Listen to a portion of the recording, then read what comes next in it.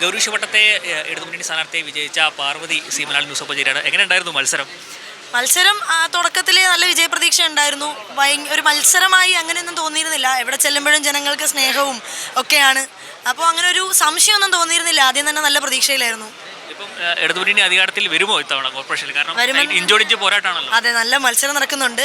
തുടക്കം തൊട്ട് തന്നെ എല്ലായിടത്തും കേരളത്തിലൊട്ടാകെ നല്ല മത്സരം കാണുന്നുണ്ട്. എന്നാലും ജനങ്ങൾ വർഗീയതയെ ചെറുത്ത് തോൽപ്പിക്കുമെന്ന് തന്നെയാണ് വിശ്വസിക്കുന്നത്. LDF അധികാരത്തിൽ വരുമെന്ന് വിശ്വസിക്കുന്നു. ഇപ്പം തെരഞ്ഞെടുപ്പ് സമയത്തൊക്കെ വലിയ ടൈറ്റ് കോമ്പറ്റീഷൻ ആയിരുന്നല്ലോ, പ്രചരണ പരിപാടിയിലൊക്കെ. ഈ മത്സരരംഗത്തും വോട്ടെണ്ണൽ ദിവസത്തിലടക്കം അതുണ്ടായിരുന്നോ? വോട്ടെണ്ണലിൽ തുടക്കത്തിൽ തന്നെ വ്യക്തമായ ലീഡ് ഉണ്ടായിരുന്നു. ആദ്യത്തെ ഒരു 3 ബൂത്തുകളിൽ തന്നെ വ്യക്തമായ ലീഡ് നിലനിർത്തിയിരുന്നു. അങ്ങനെ ഒരു പ്രശ്നം മത്സരരംഗത്ത് അങ്ങനെ വോട്ടെണ്ണലിൽ അങ്ങനെ കാണാൻ കഴിഞ്ഞില്ല. നല്ല ഒരു പ്രതീക്ഷ ഉണ്ടായിരുന്നു. തുടക്കം മുതലേ ലീഡ് നിലനിർത്താൻ കഴിഞ്ഞു. ഇപ്പോൾ വിജയിച്ചു. ജനങ്ങളോടാണ് നന്ദി. വോട്ടർമാരോട് എന്ത് പറയുന്നു? ഇപ്പോൾ ജയിച്ചു വന്നു വോട്ടർമാർ ഇതുവരെ ചെയ്ത വികസന പ്രവർത്തനങ്ങൾക്ക് ഒരു തുടർച്ചയെന്നോണമായിരിക്കണം എന്നെ തിരഞ്ഞെടുത്തത്. ഇനി അവരുടെ പ്രതീക്ഷകളെല്ലാം അതുപോലെ നിലനിർത്തും. അവരുടെ പ്രതീക്ഷകൾക്കൊത്ത് പ്രവർത്തിക്കും എന്ന് മാത്രമേ പറയാനുള്ളൂ.